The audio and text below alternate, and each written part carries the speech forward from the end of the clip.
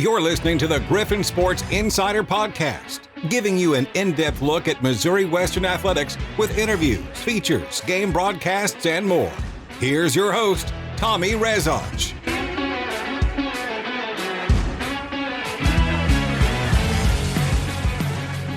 Welcome back to the Griffon Sports Insider Podcast, another basketball signing class episode, this time talking women's basketball with another first-year head coach for us here at Missouri Western State University, Luke Scheidecker, who was named on April 4th as the 11th head coach in Griffon women's basketball history, fresh off of signing 12 new players to his first signing class here with the Griffons.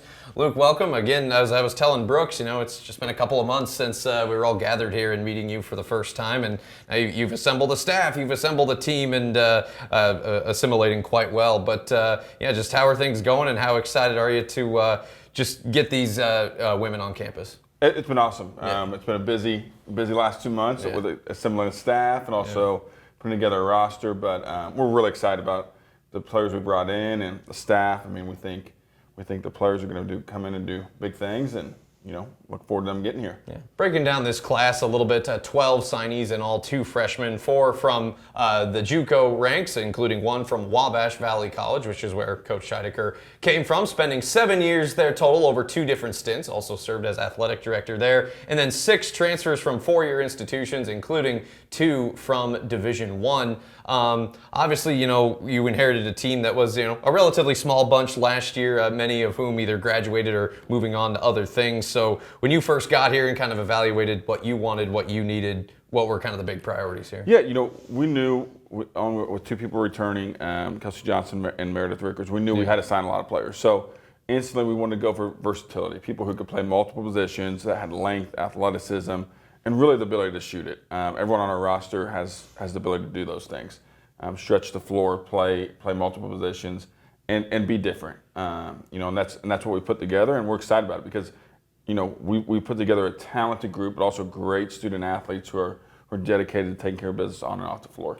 Now, I don't know if we'll get into the details of all 12 individuals in this particular podcast, but we'll have an article on GoGriffons.com where I have all the stats, information, quotes from Coach Scheidecker about everybody. But I will ask at least about a handful, including a 5'11 forward from Wabash who followed you to Missouri Western, Nakia Harris.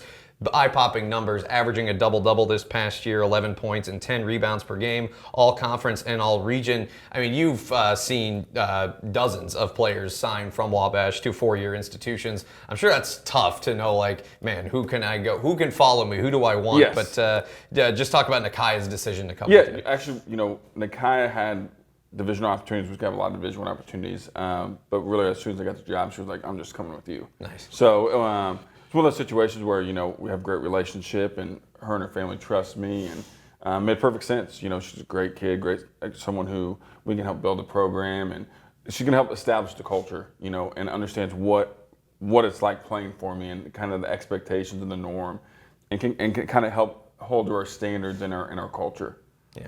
And then one player from the MIAA that'll be joining us, that's Lindsay Kelderman from Northwest Missouri State. She had played with her sister Peyton there for a couple of years. Lindsay spending 3 years with Austin Meyer up the road at Maryville. And this was one I was particularly excited about because I've got to see her play for these 3 years. 91 games, 58 starts over those 3 years, and she can shoot the three, 128 triples in that time.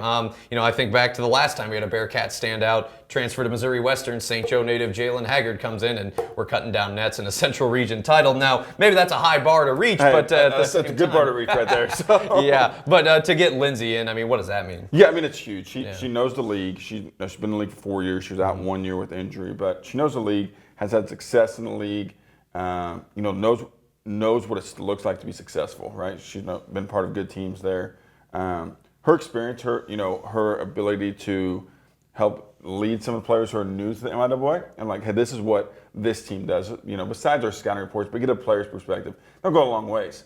And she's a great leader too, right? She's also going to be a huge part of establishing what we want to do. Yeah, there's from these 4-year transfers coming from all over. I mean, you talk Division II, Ambronette Store, a standout from Southwest Baptist, 13 points per game last year, and then a Division I product from UNKC, Ana Oliveria Diaz, who was named to the Summit League all-newcomer team last season.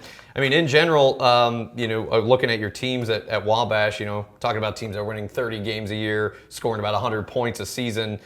What is the biggest translation going from JUCO to a 4-year for you as a head coach, and how is this bunch going to kind of help you set that benchmark? Yeah, I mean, from making the transition, right, one of the big things we wanted to look at when bringing players in is people who have experience, right? We have a very experienced group coming in next year to help with that transition. Being a first-year coach in the MIAA, the best Division II league in the country, we want to have people who had experience playing either in this league or playing at Division II or Division I or high-level junior college. So we put a big emphasis on experience, and that was part of why we signed a lot of upperclassmen to come in and help with that transition, because it's really good coaching in the league, right? Every single night is going to be a big game, and understanding that that's going to kind of be the norm and the expectation. Remember, we talked about it when you were hired, that the respect that this program has gained, not just in the last 5 or so years, but dating back to the mid-'90s and what Jeff Mittie was able to do, and the coaches that followed him, Dave Slifer, Rob Edmondson, and so on. And you talk about someone like Lindsay Kelderman, wanting to come here after she was having a good career. And then I think about your assistant in Olivia Nelson, who was a standout at Central Missouri, for her to get her first coaching job here. I mean, what does that say about just the respect that this place has to see 2 MIAA veterans come here and want to advance their careers here? Yeah, I mean, I think it shows that this program is a program that has won, right? And we can continue to win at a high rate and compete for championships here. I think in the overall response we've gotten from, like you talked about Olivia coming in from Central Missouri, is just how well the support is here, in our facilities, and the support, through academics and the weight room and the medical staff. There's no reason not to win here, and that's what I think when Lindsay came on her visit, she felt that as well, right? That this is a place like that has won at a high rate, and we're going to continue to do that, and do it, play it at a fast, fun style that people want to play in. You mentioned your 2 returners, Kelsey Johnson, Meredith Reeker. I mean, I think about the things they've gone through the last few years. Kelsey, sustaining the injury late last year, recruited by Candy, playing for Ashton, now playing for you. Same thing with Meredith, right? This will be her 3rd different head coach. What have the conversations been like with them, and just how important will they be in this kind of period of transition? Yeah, they've loved their experience too. That's why they stayed. They're excited for something different too. And continuing to play a fast style, right? Coach Feldhouse did a great job of implementing shooting lots of threes, which we're going to do as well. But they're excited about it, right? Yeah.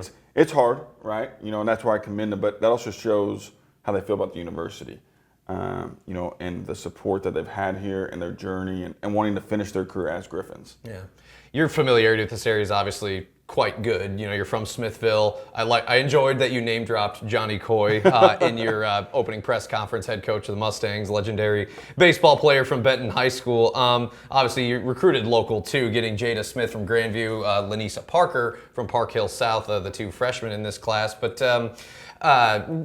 moving back here, moving back to this area, I know one of the last times I saw you was at a baseball game, and you were looking at selling your house and figuring all that out. Yes. But just assimilating back into this area, into St. Joseph, what has that been like? I mean, what's maybe changed in the years since you've been? Yeah, I think the vibe within town, right? You go to North End and all the new construction and, the new neighborhoods going up, and, going to Target, going to Chick-fil-A, kids get so excited when they hear Chipotle is here. Like, it's just little things like that.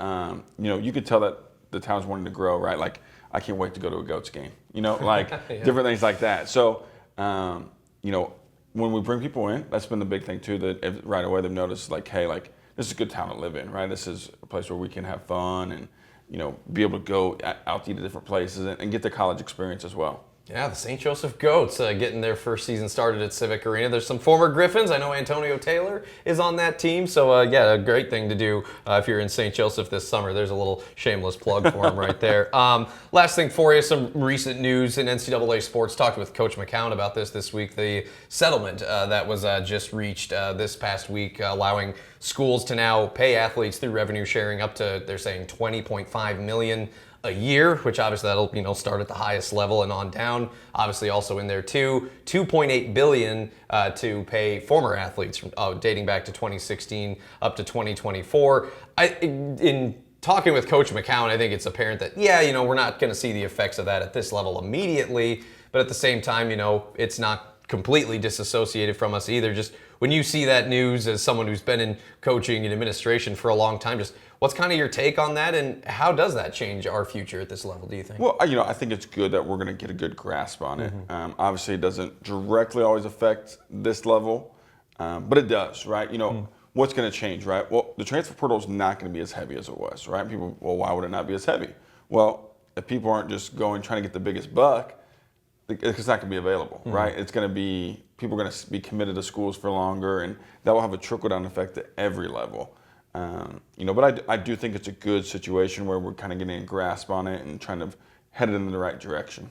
I guess at the JUCO level, when players are looking at four-year institutions, how much do you think that'll impact their decision of going to a place like this in the MIAA, or hey, I can go to a bigger school and maybe get my bag, so to speak? I mean, how does it change for a place like at Wabash? Yeah, my career at Wabash, I think I had around 45 kids sign Division I out of there, and very few of them had the opportunity to go get paid. Sure. Right, and it's the elite of the elite. That's what I've always told people. So a lot of times, right, the difference between, if you look at us here in the MIAA compared to maybe an OVC school, the Southland, right, an A-Sun, there's not a huge gap between there, right? So they're going to go where sometimes they get enamored with maybe the name of Division I, but they're going to go where their relationship is, where they see a fit, where they where they can see themselves thriving in. So that's really what it's going to come down to, that level. The getting paid will be the elite of the elite. In my opinion, from that perspective. Yeah, I say it often, and not to pick on the low major conferences, but I'm like, if you put the MIAA on a football field or a basketball court with OVC, Mo Valley, etc., the MIAA would fare pretty well. And for more on that, see Missouri Western women's basketball winning at Missouri State in an exhibition back in 2023, which was just so cool. Getting maybe a little off topic there, but speaks to it that we've got some great talent, some great athletes here, including these 12 athletes who just signed under new head coach Luke Scheidecker. How are Tori the kids doing? Everybody good. We're still the house situation, trying to move here and get everything situated. But no, it's good. We're super excited to get here, and just ready for the players to get here, ready for school to start. I know that sounds crazy, but we're still 2 months away, so just working on getting everything lined up and ready to go. I guess just real quick, scheduling, any developments there, any more work to be done there? I know it will come out soon. We're pretty close to being done. I think some exciting news is we open the year here, in St. Joe. At Civic, playing Grand Valley State, defending national champion, first game of the year. Wow. Second game of the year, we played Lubbock Christian. So we'll find out who we are. Two Elite Eight teams, But, that's what it's about. We just signed a contract to play an exhibition at Creighton. So we're excited about that. Nice. Did that 3 years ago, we did. Yes, that's what Kelsey had told me. So, so it'll be good, right? Get a little, get a taste of who we are and what we're about. So all of those opponents you brought up great memories. We played Grand Valley in the Elite Eight in Birmingham. We didn't win it, but that's who we played, and they've been a terrific program. I think they played Pitt in the Final Four this past year. He's done a phenomenal job there and built that program to a high level. And then Lubbock, I remember we scored over 100, beat them in overtime at D2CCA in Kansas City. And then, we played up at Sokol Arena against Creighton in the fall of 2022. And they did some Creighton stuff and put a big number on us. But that was an Elite Eight team a few years back as well. So, that got me excited for November for sure. And, Luke, I'm excited to see this team, excited to see you and your staff take the floor and put on a show for us. So, thanks for taking the time today. Appreciate you guys doing this. All right. Again, that's Luke Scheidecker as we talk about the first Missouri Western women's basketball signing class under Coach Scheidecker's time. And, again, for more on this, head to our website, gogriffons.com, and be sure to subscribe to the Griffon Sports Insider podcast on YouTube, Spotify, Apple, and wherever you podcast. Thanks for watching.